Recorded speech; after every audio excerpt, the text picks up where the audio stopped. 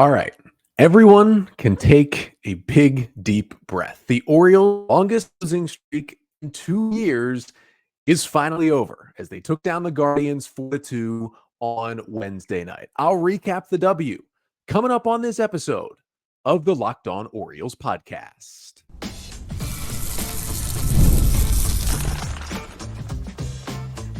You are Locked On Orioles, your daily Baltimore Orioles podcast. Part of the Locked On Podcast Network, your team every day. Orioles fans, today is Thursday, June 27th, 2024, and welcome back into the Locked On Orioles podcast, part of the Locked On Podcast Network, your team every day. As always, I'm your host, Connor Newcomb, and coming up on today's episode, we are going to recap the Orioles' 4-2 win over the Cleveland Guardians on Wednesday night as they snap their 5-game losing streak and hope to build a winning streak starting with this one. I'll get you the 5 things you need to know from that one, including a great start from Grayson Rodriguez, Gunnar Henderson staying hot, and some timely home runs for the Orioles. And then I will continue what I did on Wednesday's episode, shouting out some of the best players from the Orioles minor league system as we have now hit the halfway point of the season. But that's all coming up on this episode of the Locked On Orioles podcast, which is brought to you by Booking.com. Yeah. The right stay can make you a fan of any city, even your rivals. Check out Booking.com for your stay today. So we start this one with an Orioles win. And I do apologize. This podcast coming out here early afternoon on Thursday. Generally, it's 12 a.m. on the day of. It comes out. Had some travel issues on Wednesday. I'd mentioned on Wednesday's episode that there might not even be a Thursday pod. We're getting you an afternoon pod because made sure to get one because we have an Orioles win to talk about, which we haven't gotten to here in a few episodes. So apologies for that. The Friday episode should be out at its normal time, hopefully recapping a second straight O's win. But back to Wednesday night, final score from Oriole Park at Camden Yards. It's the O's 4 and the Cleveland Guardians 2 as the Orioles avoid the sweep and they stop their 5-game losing streak after Cleveland had come in and taken the first 2 and the O's had lost all 3 in Houston over the weekend. But with the win, the Orioles at the 80-game mark, they are 1 game away now from the halfway point of the season. They are 50-30. And with the help of the New York Mets, once again, who crushed the Yankees on Wednesday night, the Orioles, despite just coming off of a 5-game losing streak, are just 1 game back of New York in the AL East standings. And I'm going to get you the 5 things you need to know from the Orioles win on Wednesday. And the first thing you need to know is Grayson Rodriguez just went out there and did what you have to do sometimes to stop a losing streak, and that is just shove. I've talked about it a little bit as the streak has gone on. I've talked about it in the last couple of years when the Orioles have gone on little skids. Sometimes you can't match up, right? You pitch well, you don't hit well. You hit well, you don't pitch well. That happened multiple times during this losing streak, but sometimes you just need a starter to go out there and give you like 7+ really, really strong innings and just will your team to victory. That is kind of what Grayson Rodriguez did for the Orioles on Wednesday night. 7 strong innings from Grayson, allowing 2 runs on 5 hits, 4 strikeouts, no walks. Both runs came on solo home runs that he gave up on 97 pitches. 1 a solo shot in the second inning from Jhonkensy Noel, who on his first major league at bat hit a homer. He hit a lot of homers in the minor leagues. And then a solo shot from Gabriel Arias in the 5th inning, put Cleveland up 2-1 at the time. But that was all that Grayson gave up in terms of the runs. It was just the 2 solo shots. He allowed only 6 hard hit balls. He's got a 3.72 ERA now on the season. And really, it wasn't this sort of like completely dominant outing. Grayson Rodriguez did not pick up his first strikeout of the day until he struck out Tyler Freeman for the final out of the 6th inning. And even that pitch was a 3-2 changeup that was clearly a ball way out of the zone. Freeman just went around too far and chased it for strike 3. Grayson was through 5 2/3 without a strikeout or a walk. That's pretty rare, especially in 2024 in Major League Baseball. But it shows you that while Grayson has great swing and miss stuff, he can pile up a lot of strikeouts. He can trade off those strikeouts for being able to get deeper into games. And that is what happened. He was only at like 85 pitches through 6, and the bottom of the order was due up in the 7th. They sent him right back out there. And what does he do? Rodriguez strikes out the side in the 7th to continue to keep the game tied at 2. And that was huge. And the changeup was the strikeout pitch there at the end, got him all 4 Ks. That is when he really looked nasty. But again, through 5 2/3, no Ks, but he was still rolling along with just those 2 solo shots. And to be honest with you, he threw quality strikes. He didn't allow a lot of hard contact, and that can allow you to get through 7 innings, even against a red hot. Been bashing the Orioles a little bit and been bashing many teams over the past few weeks as they came in with the best record in the American League, and they stay that way even after this series. And for Grayson, it was just fantastic to pitch that well, no matter if he did it with 14 Ks or with 4 Ks. But he had the wherewithal to keep the pitch count down, get outs early in the count, and then when he needed those strikeouts late, he hunted them and he got them with that filthy changeup. But it's just a really good start for him. And it snaps the Orioles' streak of 8 consecutive games as a team without a quality start. They needed it. They needed it badly, and Grayson delivered. Now, I mentioned that solo home runs, which Grayson gave up 2 of them, generally don't beat you, right? Solo home runs are not a big deal. But the second thing you need to know in Wednesday's game is that solo home runs only don't beat you if you don't give up a good chunk of them. Sometimes you do lose to mostly solo home runs, and that is what happened to the Guardians on Wednesday night, because 3 of the Orioles' 4 runs in this game came from the solo homer. Gunnar Henderson in the 5th inning on a hanging breaking ball from Carlos Carrasco deposits that one into right center field for his 26th homer of the season to tie the game at 2. Cedric Mullins, who played hero in the 7th inning, a solo shot off of Xavier Curry, gave the O's the lead into the flag court. How about Cedric Mullins? Now an 817 OPS for him in June. The bat, after a really terrible start to the year, is coming around for Cedric Mullins. His team even more dangerous.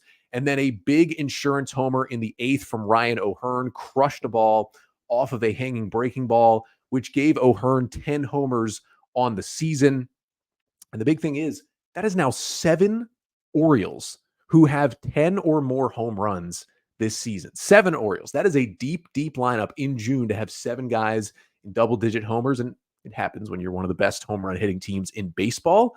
But the depth up and down the order, and the O's, listen, they once again kind of struggled a little bit with runners on base, specifically in that first inning. They loaded the bases with 1 away against Carrasco and did not score. And that was, even though they scored a lot on Tuesday, that was the theme. They went 1 for 11 with runners in scoring position. But if you just hit the ball out of the ballpark enough, you can just kind of cover those issues up. And sometimes it doesn't have to be perfect. You just have to win to end a losing streak. And that's what the O's did with these homers.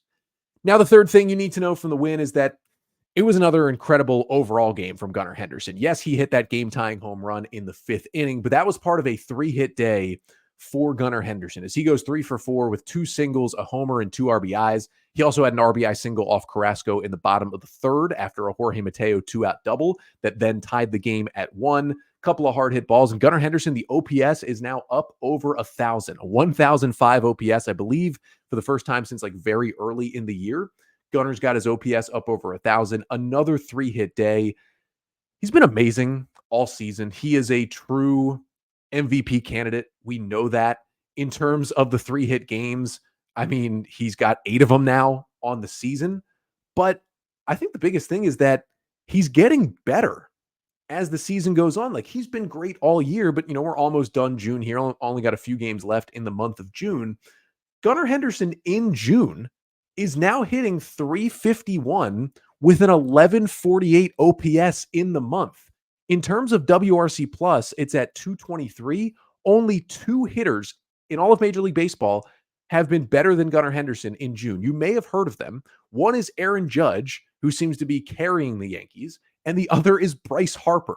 2 former MVPs are leading maybe a future MVP in terms of June stats. Fourth thing you need to know from the O's win on Wednesday is that the bullpen, after Grayson Rodriguez departed, locked things down for the O's. Cionel Perez pitched the 8th and looked good, did have to face the top of the Cleveland order, but got out of it, putting up a 0, keeping the O's up 3-2. Then they got the insurance run, and they went to Craig Kimbrel. We hadn't seen him in a while. The last time we saw Kimbrel was last Wednesday night when he gave up the run in the 9th in New York, blew the save against the Yankees. Of course, the Orioles would come back and win in the 10th. But Kimbrel was pitching on 6 days of rest. That is the longest stretch of rest he had gotten all season. And it was something he probably needed, and it worked out. He looked really good. Struck out the first 2 batters he faced. He did walk Josh Naylor with 2 outs and nobody on a 2-run lead. It was frustrating. He got to 2-2. He threw a bad breaking ball and then missed low with a fastball. But he came back against John Kenzie Noel, the rookie, major league debut, who had already homered. The book on Noel is he has insane power, but he also swings at everything. And you can throw him breaking balls out of the zone and he will chase. And Kimbrel got ahead of Noel 1-2, and he threw a curveball in the dirt that Noel held up on. And then Craig Kimbrel threw a curveball on 2-2 that, I'm not lying to you, if Adley Rutschman did not catch that thing, it looked like it was heading for the first base dugout. That is how far out of the zone that curveball was. And Noel still swung at it, swung and missed to end the game. Kimbrel got the save, looking really good. Fastball was great. And the Orioles, they snapped that streak. And the fifth and final thing you need to know from the Orioles' 4-2 win over the Cleveland Guardians on Wednesday night to close up this series is that it just feels nice to win, doesn't it? It really puts things into perspective, though. The Orioles lost 5 games in a row. That streak is over with the win on Wednesday. That was the Orioles' longest losing streak since before they had called up Adley, since mid-May of 2022. Teams go through streaks like this all the time. Even the best teams, everybody builds in a 5 or 6 game losing streak every year. The 1983 Orioles, who you may remember won the World Series, last Orioles team to do it, had 2 separate 7-game losing streaks during the regular season in 1983. Teams go through peaks and valleys. The 162-game Major League Baseball season is not a sprint, it is a marathon. And some people grasp that concept better than others, but in general, it really puts it into perspective. The O's lost 5 in a row. They won a game. And look at that. The Yankees have really been struggling too since that crazy series in the Bronx. The O's are only a game back of the Yankees despite losing 5 in a row. The Orioles are still on pace to win over 100 games this season despite losing 5 in a row. They're still looking really good to win this division. And despite all the pitching injuries, be one of the World Series contenders this year. That can really put things into perspective. I know it feels like the world is falling when the Orioles are in the midst of a 5-game losing streak. Stay calm, stay patient, especially when it's only June. Like maybe when it's September, you start to worry a little bit more, but it's June. We haven't even hit the All-Star break. We haven't even hit the trade deadline where the Orioles can bring in some reinforcements, and they're going to get it back on track. And now they play a Texas team that is floundering worse than the Orioles were for the last couple of days. They can take advantage of that. They can get this thing right back on track. 5-game losing streak, it doesn't sink anyone. It especially doesn't sink you when you start the losing streak 25 games above 500 and you've built yourself that much of a cushion. This is a great Orioles team. Great teams go through slumps. That is what happened. They got to win. They are out, hopefully, the other side. But as the Orioles Major League team tonight will take on the Rangers and play their 81st game of the season to hit the halfway point, the Orioles minor league affiliates have all pretty much already hit the halfway points of their season. And I know we haven't talked about the minors as much on this pod because the Major League team has been so good over the past few years, but wanted to focus on some players on the minor leagues who has been great in the Orioles system. In the first half of the season, we'll go to Double-A Bowie coming up after this.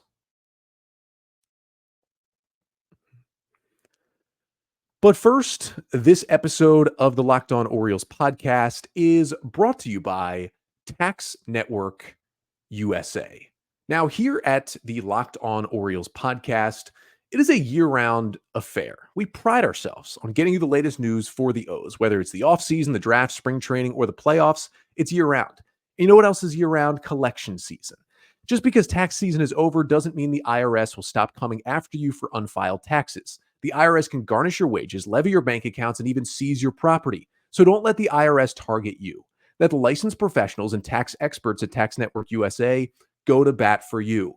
With over 14 years of experience and an A+ rating by the Better Business Bureau, Tax Network USA has saved their clients over $1 billion in tax debt. Whether you owe taxes, have complicated matters that require tax planning, or finally hit that parlay this season and need help correctly filing, call 1-800-549-1000 or visit tnusa.com/lockedon. And you can see the link in this episode description below. And this episode of the Locked On Orioles podcast is also brought to you by eBay Motors. Passion, drive, and patience. It's the formula for winning championships, and it's also what keeps your ride or die alive. eBay Motors has everything you need to maintain your vehicle and level it up to peak performance. Superchargers, roof racks, exhaust kits, LED headlights, and more. Whether you're into speed, power, or style, eBay Motors has you covered. And with over 122 million parts for your number one ride or die, you'll always find exactly what you're looking for. And with eBay Guaranteed Fit, your part is guaranteed to fit your ride every time or your money back. Because with eBay Motors, you're burning rubber and not cash. So with all the parts you need at the prices you want, it's easy to make your car the MVP and bring home huge wins. Keep your ride or die alive at ebaymotors.com. Eligible items only, exclusions apply. eBay Guaranteed Fit is only available to U.S. customers.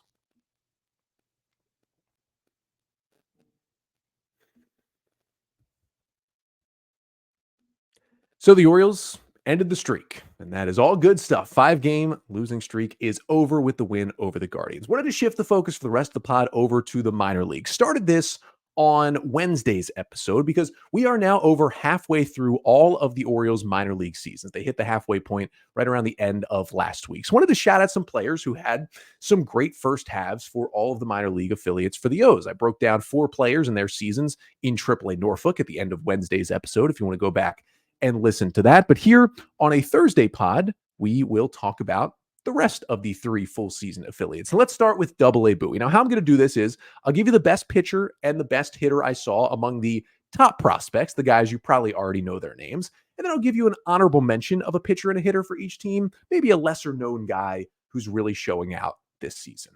So we start in AA Bowie with the pitcher, and that is the right-hander Trace Bright. 5th round pick out of Auburn a couple of years ago with some nasty, nasty stuff. 13 starts, 57 innings. It's a 4.08 ERA, but a 26% strikeout rate to a 9% walk rate is looking pretty good for Trace Bright as a starter. I think ultimately when he gets to the big leagues, I see more of like a dominant reliever if he hits his peak, but he could still be a starting pitcher. He's got a good fastball, really nasty breaking stuff. It's a nice combo that the O's have in Trace Bright. But their honorable mention is a right-hander named Cameron Weston, who the Orioles drafted much lower in the draft out of Michigan a few years ago. Kind of an unheralded name who's been amazing. Now, he started the year at high A Aberdeen and had a 0.54 ERA in 4 starts. He had finished last year at Aberdeen, and the O's were like, okay, you are too good for Aberdeen. We're sending you to AA. He's gone to AA, and he's gotten hit around a little bit more, which you have to expect. High A to AA is a big jump. But in Bowie this year, since the promotion, 37 innings, he still has a 3.13 ERA with a 31% strikeout rate, which is elite, and an 8% walk rate, which is like a little bit below league average. Like that is a really good combination. Now for Weston, the pitch is this like split changeup that he throws, which is absolutely nasty. It is a ridiculous pitch to watch. He throws it a lot. It's the strikeout pitch, it's a ground ball pitch. He can throw for a strike if he needs to. It is one of the better single pitches of any Orioles pitching prospect in the system. It is really fun to watch. I'd shout out to Cameron Weston and say, go watch a Cameron Weston outing. That pitch is crazy. It is very, very fun. I don't know how AA hitters ever square it up. And to be honest, they rarely do.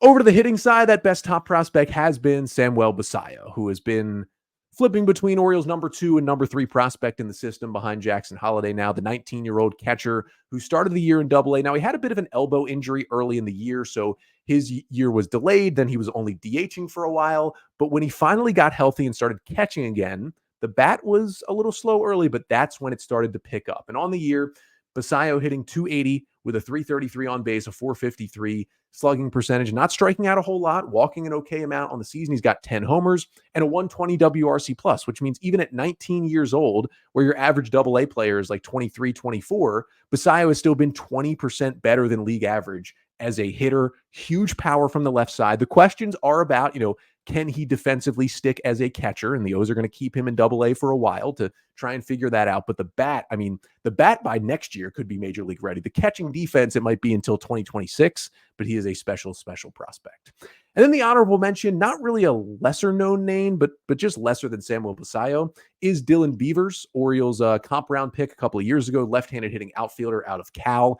Came in with this really odd swing that the Orioles wanted to revamp. He's been through a lot of work, maybe more than any other hitter in the Orioles system. He's kind of gone back on some things. He's given up some things. He's changed some things. But overall, the offense is working out so far this year for Beavers. Hitting 250, 355 on base, 431 slugging, good for a 123 WRC plus in AA with a 14% walk rate. That is really, really high. He's got a great batter's eye. He's got 9 homers. He's stolen 13 bases. He plays a really good corner outfield in either right or left. He can play a little center if you need him to. He is a very versatile player, and he's having a really good season and someone who maybe could sneak his way up to AAA by the end of the season if he continues to perform. But also wanted to get to the other two lower levels of the system, the Ironbirds and the Shorebirds, A-ball. Maybe guys you don't know as much about. We'll shout out some guys who have played well in the first half to finish off this episode of the podcast. Coming up next. But first, this episode of the Locked On Orioles podcast is also brought to you by Booking.com. Booking.yeah. With summer travel heating up, especially travel for baseball games, it's time to explore those U.S. cities you have always secretly wanted to learn more about.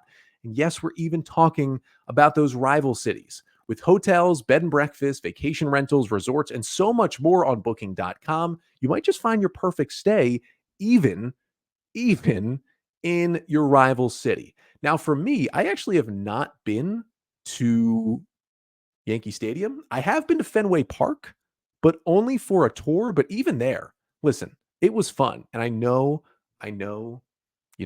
it's kind of an old ballpark and I kind of want to be a hater on it a little bit, but it's still very cool to take a trip and go see Fenway Park. And from hotels that look over stadiums to family-friendly resorts, Booking.com has so many choices across the U.S. for your summer travel this MLB season.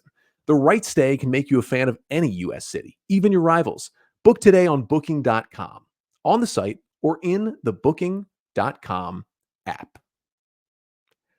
And today's episode of the Locked On Orioles podcast is also brought to you by LinkedIn Sales Navigator. Are you struggling to close deals? B2B selling is tougher than ever. And that's why I want to tell you about LinkedIn Sales Navigator.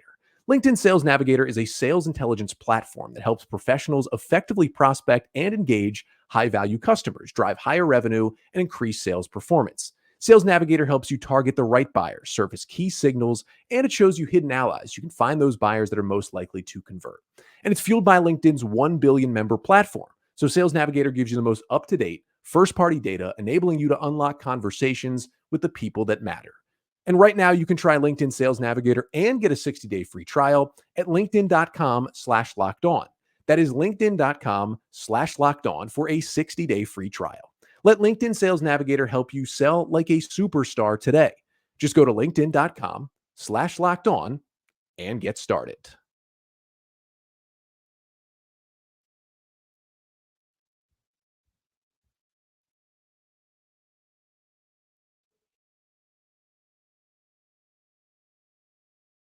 So to finish off today's episode, just wanted to continue shouting out some players who have been good in the first half in their minor league seasons as we go to High A Aberdeen. And that best pitcher, that top prospect you need to know about is right-handed pitcher Jackson Ballmeister. Second-round pick of the Orioles in the draft last year out of Florida State. Highest pitcher Mike Elias has ever taken in the draft.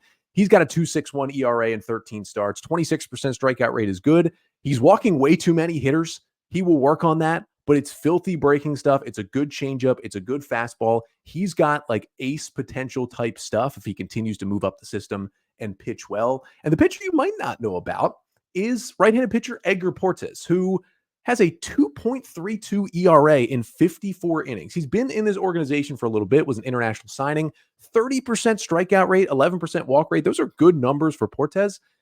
Maybe he finds his way to Double-A this year. I mean, he's been pitching so well in Aberdeen. On the hitting side, you may know the name as Creed Willems. A couple years ago, 8th-round pick, $1 million signing bonus out of high school in Texas. Kind of struggled as he went along his first couple years in the system, but he is now starting to hit. Hitting only 232, but a 473 slug for a 114 WRC+. Not striking out a lot, does have 11 homers. He has hit some bombs down in Aberdeen. It's all starting to come together for Creed Willems. And on the honorable mention, how about Matthew Etzel? Now, Etzel is now technically up in Double-A Bowie, but I wanted to shout him out for how good he was in Aberdeen this year. 10th round pick out of Southern Miss, kind of a lesser known prospect. He has kind of burst onto the scene this year.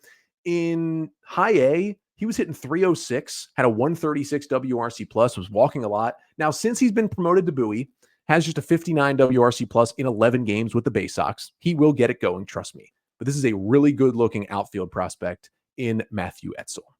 And then we'll finish up with Low A Delmarva. The pitcher, you may know the name, is left-handed pitcher Luis De Leon. Now, this is another guy who's already been promoted. De Leon is now in High A Aberdeen. But in Delmarva this year, 28 innings. He had a 2.25 ERA with a 35% strikeout rate and a 6% walk rate. That is insane for a 20-year-old left-hander. He went to Aberdeen, 22 innings with a 4.37 ERA with the Ironbirds since. It's become a little tougher for him, but it's still awesome stuff. Mid-90s fastball from the left side for that young of a guy. He's an exciting pitching prospect to have. And the honorable mention you may not know in Delmarva, right-handed pitcher Trey Gibson was an undrafted free agent signing out of the draft last year, was like kicked off the team, it seemed, or was without the team, but at Liberty. So you never know what in the world could have gotten you off the team at Liberty.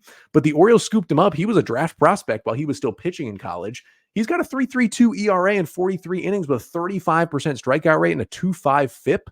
Some interesting stuff with some of these arms down in Delmarva and especially Gibson. And then on the hitting side, Thomas Sosa kind of moving up prospect list. A lot of people have him in their top 30 Orioles prospects. The outfielder hitting 246. He's got 4 homers. He's walking a little bit. He's hitting the ball hard. He's starting to do some things in Delmarva. Know the name Thomas Sosa. And then the honorable mention here is a catcher in Delmarva. The Shorebirds have not really hit the ball well at all as a team this year, but Anudas Mordan, a catcher, has been their best hitter, a 128 WRC plus. He's got 11 home runs. He's got a 14% walk rate. He doesn't really strike out that much either. Really, really intriguing young catching prospect that has been with the Shorebirds this year. But those are the guys I wanted to shout out for those first half minor league performances. I will be back tomorrow with one more Friday episode at its normal time, recapping game 1 between the Orioles and the Rangers. I will be in the ballpark tonight for game 1. So if you see me around, say hi, whatever, let me know. I'd love to chat and say hi and talk Orioles. But it's game 1 at 6:35. John Gray goes for the Rangers. They are kind of struggling right now. They just had a really bad week. The defending champs are 37-43. Not playing good baseball. We'll see if the O's can take advantage. John Gray is on the hill for the Rangers. He has been good this year, a 3.03 ERA on the season, but he'll go up against the O's ace in Corbin Burns taking the hill. And then I'll be back tomorrow to recap game 1 between Texas and Baltimore and maybe take a little look at the Orioles' first half of the season. Because guess what? As I said, tonight is game number 81 that puts the O's at halfway. I'll break down who's been good, who's been bad, and what has gone on and what's been overall a great first half of 2024 for the Orioles. But that's all coming up on tomorrow's episode. Until then, I'm Connor Newcomb, and this has been the Locked On Orioles podcast, part of the Locked On Podcast Network. Your team every day.